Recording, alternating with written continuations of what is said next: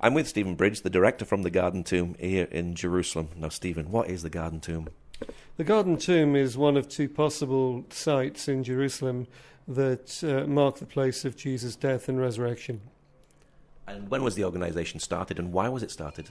It started, the Garden Tomb Association was formed in 1894 and was done as a response to a growing belief on behalf of particularly Protestant evangelicals that there might be a site other than the Holy Sepulchre which marked the place of Jesus' crucifixion, burial and resurrection.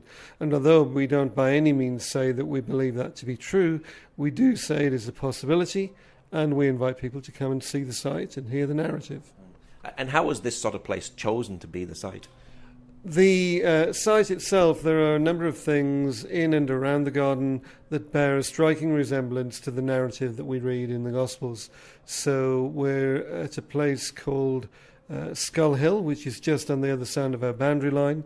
So from the viewing platform at Skull Hill, you can see a hillside that resembles somewhat the shape of a skull. The significance of that is that the Bible accounts say that Jesus was crucified outside of the city walls at a place called Golgotha or Calvary. Golgotha is Aramaic, and when you translate it simply means the skull.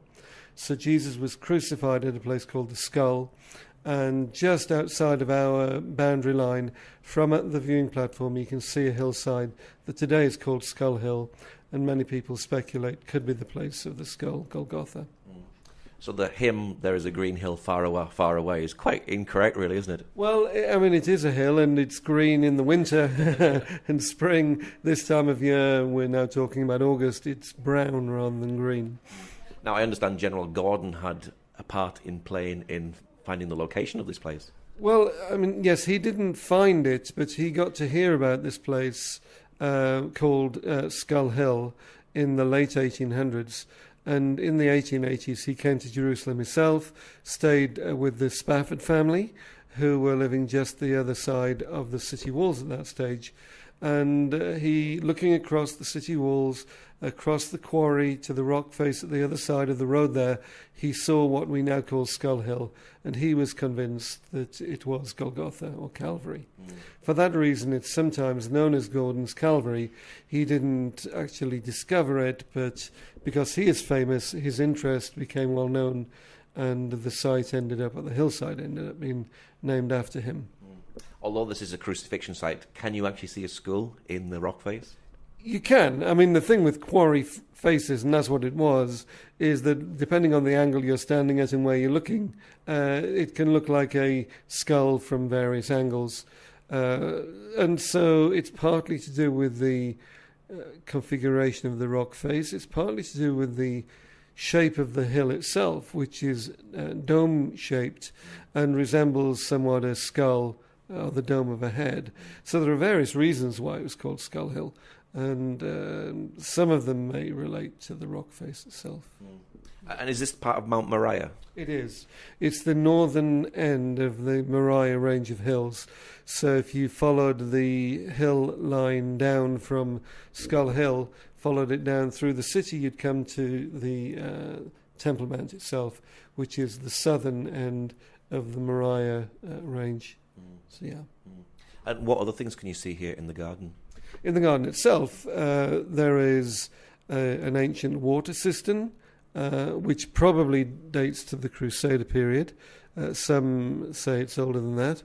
There is a wine press here in the garden that is Roman era, possibly 2,000 years old, and therefore it's very likely that this whole garden was vineyards at the time of Jesus during the Roman period.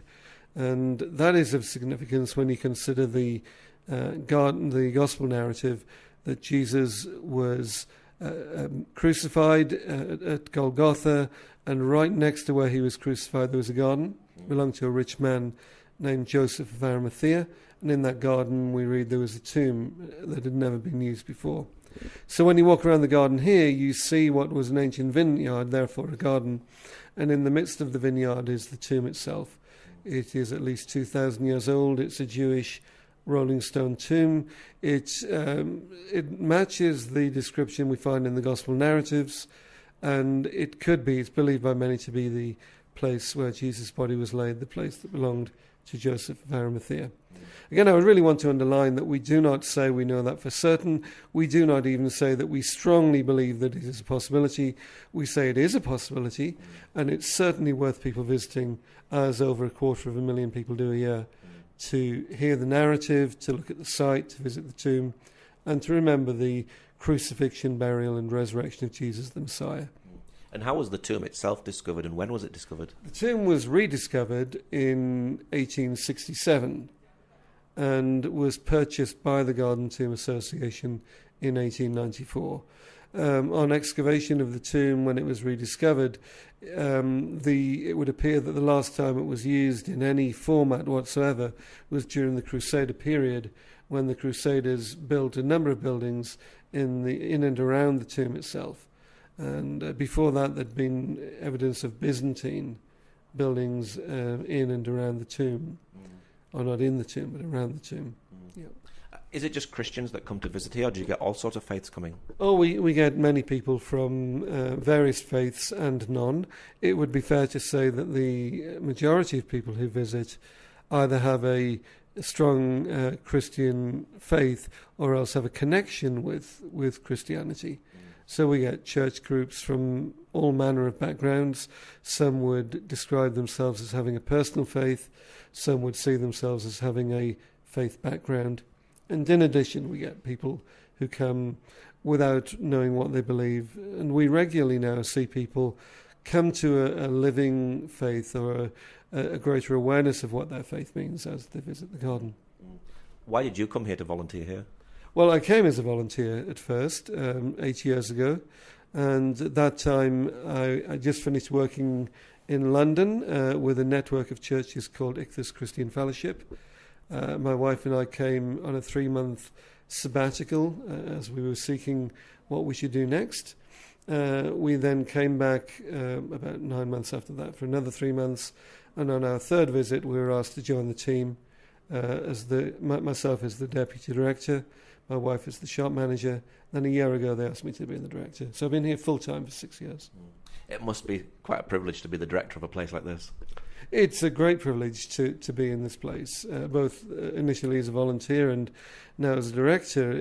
That opportunity we get every day of the week to, again, tell people the importance of Jesus, who he is, why he died, and what that means in terms of personal salvation and relationship with God, and the power of God revealed in the resurrection of Jesus.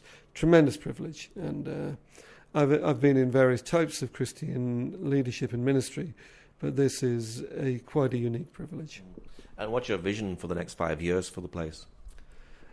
My vision for the next 5 years, we've got a lot of improvements we're doing to the garden and infrastructure, and that's exciting, but much more exciting is responding to the change in the types of groups visiting the garden. If you'd been here 10 years ago, the vast majority of people coming would have been from America and then Europe, and it's still true that the bulk of people are English-speaking. But increasingly, year on year, we're seeing increasing numbers from China, from Southeast Asia, particularly Malaysia and Indonesia, also from South America and now Africa. So we're responding to quite a cultural change, both of the Christian visitors and those that don't yet know Jesus. So the challenge for us now is to be recruiting people of firm Christian faith who speak English well, but who carry a second language, whether that be Mandarin, Portuguese, Spanish. They're key languages for instance now. And so the challenge is responding to the changing demographics of the people visiting the garden. Now, internet is one big thing at the moment. Is internet important for the Garden Tomb as well? It is. We have a website, www.gardentomb.com, and at the moment we're significantly upgrading the internet experience for people, and that will change over the next year or two. So the internet is very important, but nothing quite beats coming here yourself, of course. Now, the Israeli Tour Guide Association nominated the Garden Tomb as the best tour site in Israel. That must be quite an honour as well, is it? Yes, I mean, it is an honour, and we're very grateful that we get that level of relationship and respect with the Israeli tour guides. they're very important to us.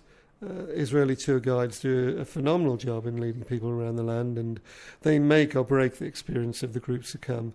And so to be named as the or a favourite site with them is a privilege. It's also a challenge, because we want to stay there. We want to make sure that for everyone who visits, whether they're Israeli tour guides or the groups they bring, or local people, both Jews and Arabs, we want to make sure that they experience something here that has a very positive impact in their understanding of Jesus and of the Christian faith. And what's your prayer for everybody who comes and visits the Garden Tomb?